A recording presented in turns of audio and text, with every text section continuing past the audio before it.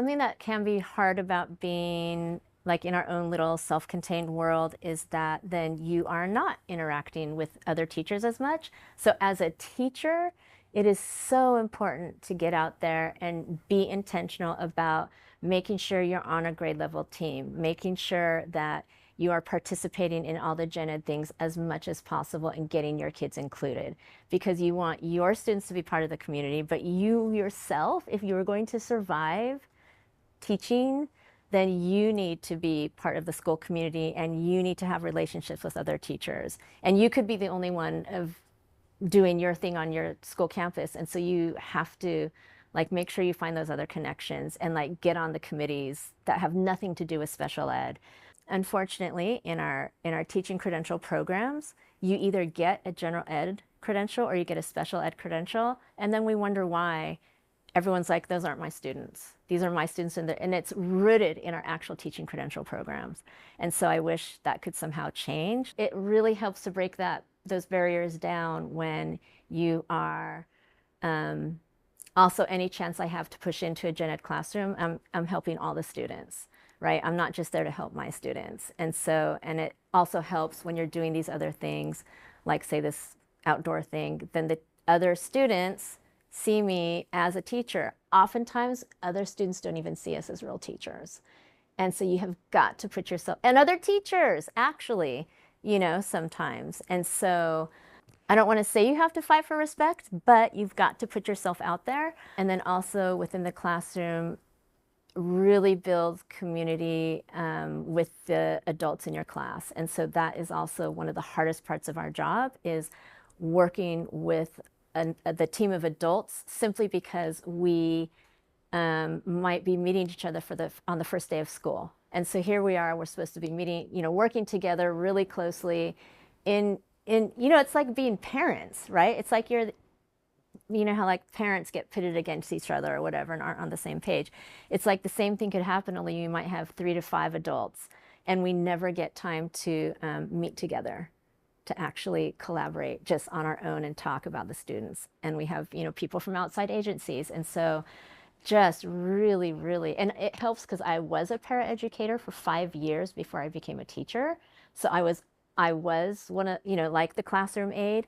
And so I think that obviously helps me, not think I'm above anybody because I was that person. And then a lot of our paras have college degrees. And so it's too bad that there can be those issues, but just to really make sure that, you're all on the same page and you really have deep respect for the people you're working with.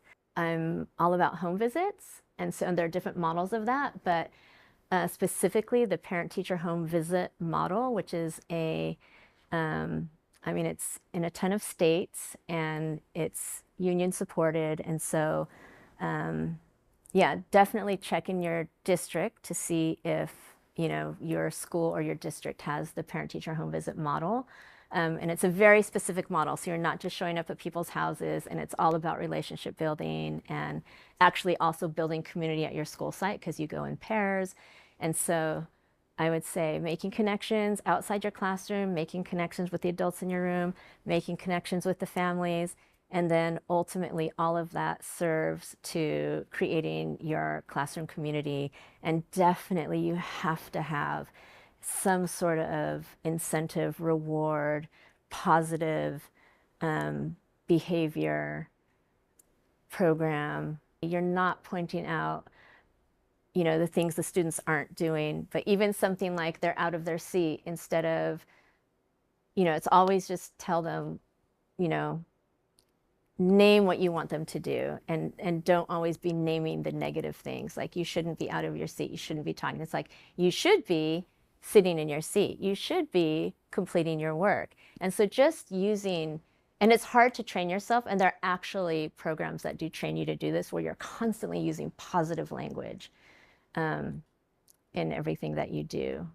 The most heartbreaking and the most difficult thing as a teacher is for those kids that know, that are aware that they're in like a different setting, or they know that they're special ed. And, you know, we tell them, like at our school, we have all the programs, almost all the programs. And I think our school is like 25% like of our kids have IEPs or, you know, are considered special education at, you know, different levels. And so sometimes I just tell the kids, you know, when you're in your PE class, one out of every four kids is also special ed. So, you know, so it's okay. In art and PE, they have a chance to interact more just with any of the kids. And I don't even know if some of the kids they're hanging out with also are special ed. You know, we just don't know. Because again, there's so many different levels of kids, even in special ed. They definitely intentionally come get some of our students, have like a lunch meet and eat group run by the school psychologist and speech therapist. So they're more intentional about having structured games and things like that, to have kids interact more positively. And something else that's very difficult is when, if they do have trouble processing information that's coming in and information that's coming out, someone could say something totally benign and they could interpret it as that was really hurtful.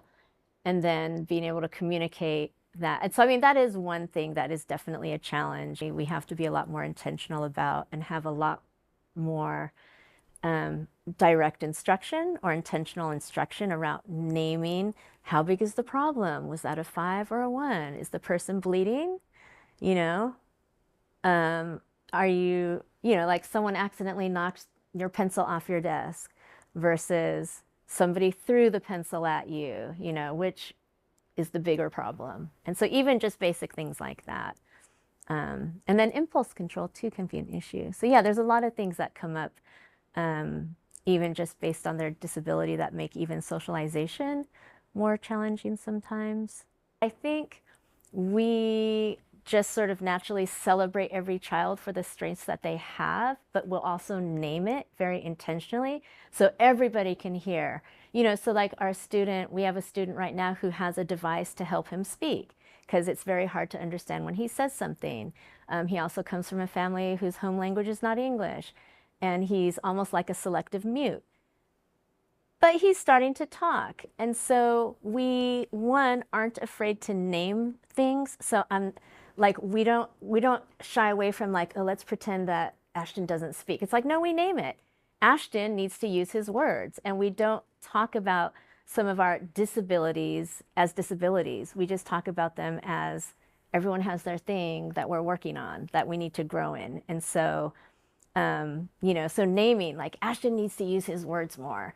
And so then, and getting really excited when he does, right? Because it does come up sometimes, right? Kids want to compare each other. And so, you know, I can say, well, you read 30 words a minute, but your goal is to read 50, you know, versus, and he's reading 10 words per minute, but his goal is to read 20. So, you know, it's like stay in your lane, focus on you, and you have to help each other get to where they need to be. We have the opportunity to see more of the whole child and really develop the whole child, which is exciting. And always with keeping in mind that we want them to be as independent as possible in life.